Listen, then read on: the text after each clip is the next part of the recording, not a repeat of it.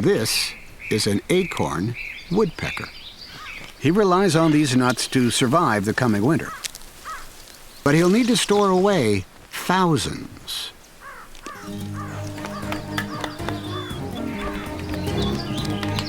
Every acorn must be wedged into its very own storage hole. Each takes a full 20 minutes of chiseling. And that could be a real headache.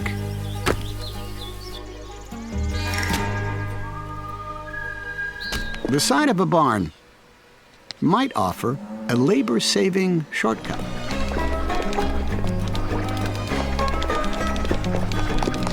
But it's not all going to plan. Not so clever now, huh?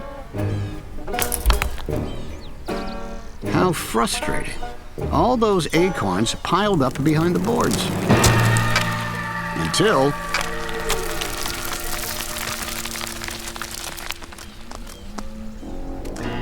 at least now they've got another chance to do it right.